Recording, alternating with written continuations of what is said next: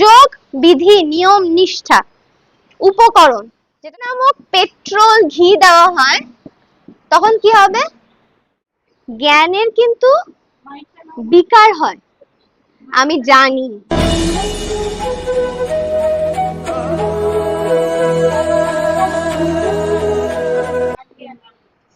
3 মাস হচ্ছে। কারোর মনের ভেতরে প্রশ্ন জাগেনি কেন গীতা ক্লাস করছি? হ্যাঁ, গীতা ক্লাস করার কি দরকার? এবার ভালোই তো চলছিল দিনকাল। না, মানে আমি এবার জিজ্ঞেস করি, মার যে পথ অনুসরণ করে আমরা চলি, মা যে পথ দেখায় সেটা কিন্তু ভক্তি পথ, তাই তো? ভক্তি পথ চলছে তো, ভক্তিতে তো কিছুই লাগে না, ভক্তি তো মানে সর্বোচ্চ। আবার তাহলে গীতা কেন পড়া দরকার? না, আমি সেইটা কিসের জন্য দরকার?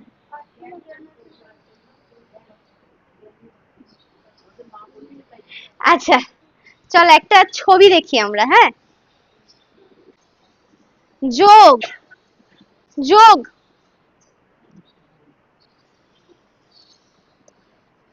ভক্তি, আরেকটা কি?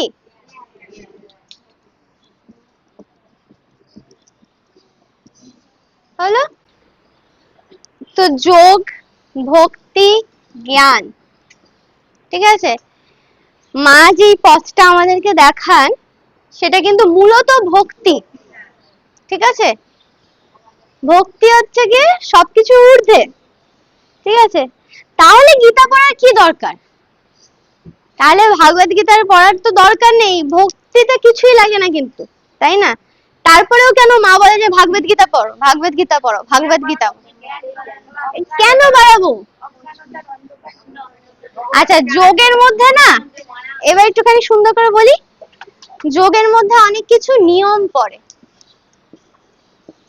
নিয়ম প্লাস নিষ্ঠা, ঠিক আছে? ঠিক বলছি মা? মা সকালবেলা পড়িয়েছে। নিয়ম নিষ্ঠা, ঠিক আছে। এবার নিয়ম নিষ্ঠাকে আরেকটা ভাবে আমরা কিভাবে বলতে পারি? বিধি, বিধিও ধরা যায়, নিয়ম নিষ্ঠা বিধি হতে পারে তো। উপকরণ, ঠিক আছে। তাহলে ধরো, হ্যাঁ হ্যাঁ, ঠিক ঠিক, নিয়ম নিষ্ঠা বিধি। তাহলে এবার ধরো আমি একটা জায়গায় আগুন জ্বালাবো, আগুনে কি কি লাগে আগুন জ্বালানোর জন্য? কাঠ, সব থেকে মেইন ইনগ্রেডিয়েন্ট কাঠ, ঠিক আছে। ধরো এটা কাঠ, ঠিক আছে, একটা ছবি দেখাচ্ছি, এটা হচ্ছে গিয়ে কাঠ, ঠিক আছে। তাকে ধরলাম আমি যোগ, বিধি, নিয়ম, নিষ্ঠা, উপকরণ যেটা লাগছে আমার কাঠ, হ্যাঁ, কাঠ। এবার তাতে আগুন ধরাবো,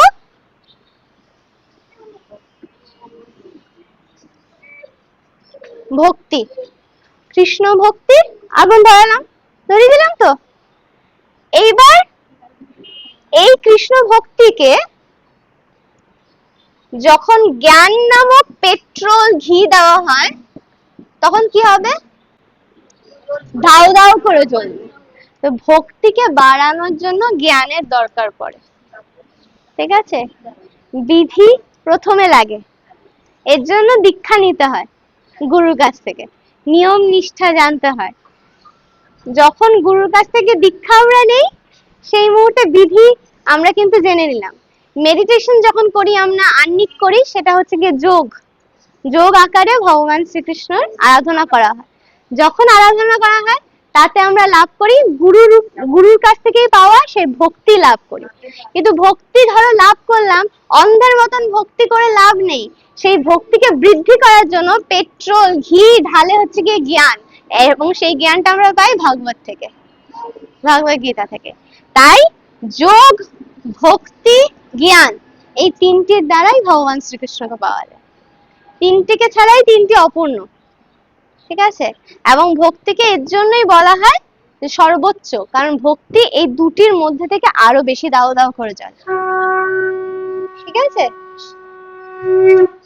তাহলে এই পিকচারটাকে যদি মনে রাখি, হ্যাঁ, মার আর কিছু একটা মনে পড়েছে, আমাকে বলুন। এই পিকচারটা শুধু মনে রাখলেই কিন্তু এই তিনটের যে বেনিফিট সেটা বুঝতে পারবে, ঠিক আছে। এখানে আরেকটা জিনিস মা বলেছে, সেটা হচ্ছে গিয়ে জ্ঞান, জ্ঞানের কিন্তু বিকার হয়, আমি জানি, ঠিক আছে, কিন্তু জ্ঞানের যদি বিকার হয়, অহংকার হয়, তবে পতন নিশ্চিত, তখন কিন্তু নিভেও যেতে পারে। আমি পরিমাণ মতন যদি পেট্রোল ঢালি তাহলে কিন্তু ঠিক থাকবে, কিন্তু করে কিন্তু ছারখার হয়ে যেতে পারে, আগুন ধরে একদম পুরো পুরো ছারখার হয়ে গেল আর জ্বললোই না আগুন, হ্যাঁ। যার ফলে জ্ঞানের যদি বিকার হয়, অহংকার হয়, তবে পতন নিশ্চিত।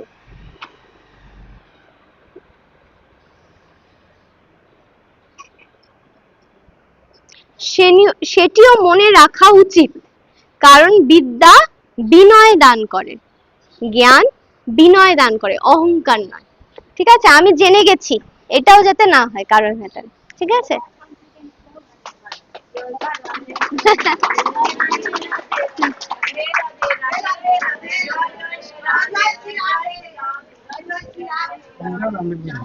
না না,